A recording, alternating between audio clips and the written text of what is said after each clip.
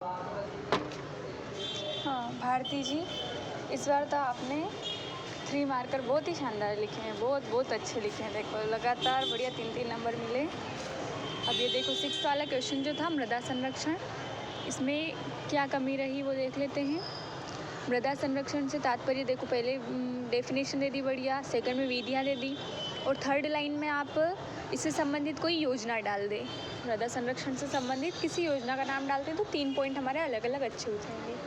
अब रीवा पन्ना का पठार, जब ऐसे जैसे कि मालवा का पठार, रीवा पन्ना पठार, बुंदेलखंड पठार या किसी भी पठार के बारे में पूछ ले तो पहली चीज़ जो आपने एरिया लिखा है 31,955 वर्ग किलोमीटर, देखना एरिया हमेशा कहीं सभी जगह अलग अलग डेटा बताएगा।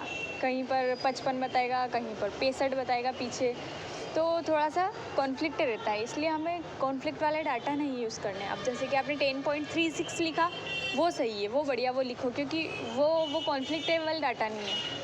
लेकिन ये वाला थोड़ा कॉन्फ्लिक्ट वाला डाटा है, तो इससे नहीं लिखना है। और अगर कॉन्फ्लिक्ट वाला नहीं भी हो तो भी क्या हम वहाँ जब रियल एग्ज़ाम हॉल में बैठेंगे तो क्या हम इतना याद रख पाएंगे?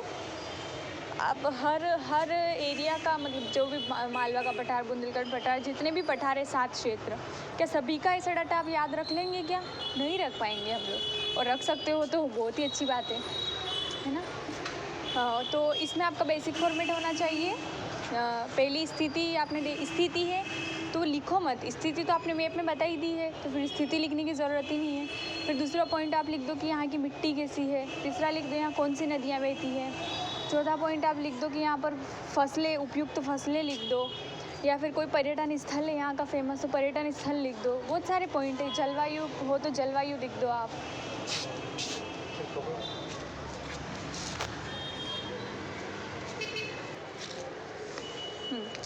फिर जैसे कि ये विंध्य कगार, इसके बाद तो जैसे कि रीवा पन्ना का पठार का मैंने जो आपको बेसिक फॉर्मेट बताया है ना, उसी फॉर्मेट को आपको सतपुड़ा श्रेणी, विंध्य कगार, निमाड़ का पठार सब में वही फॉर्मेट पुट करना है ना। अब जो निमाड़ का पठार है इसमें आपको बहुत ही कम नंबर मिले हैं। कारण क्या रहा भाई इसका? तो आपने भौगोलिक सीमा इसी को 2 लाइन में खींच दिया, इतना नहीं खींचना है। हम जब मैप बना रहे हैं तो हमें भौगोलिक सीमा दिखाने की ज़रूरत नहीं, मैप में लिख जाएगी भौगोलिक सीमा। भूगोल, मैप से ही भूगोल हो गया अपना काम।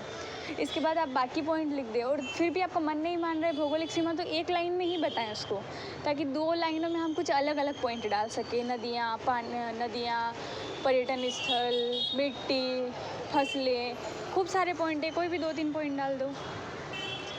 3 मार्कर, ये जो 5 मार्कर है इसमें आपका फॉर्मेट बहुत अच्छा था, शानदार फॉर्मेट यूज़ किया इसमें आपने।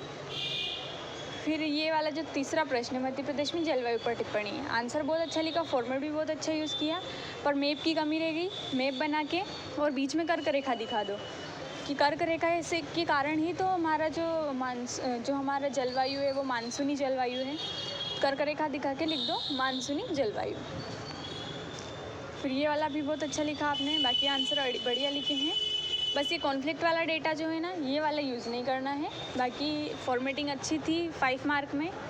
3 मार्क में थोड़ी सी फॉर्मेटिंग की आवश्यकता थोड़ी सी है कुछ प्रश्न में, बाकी अच्छा लिखा, ओवरऑल गुड।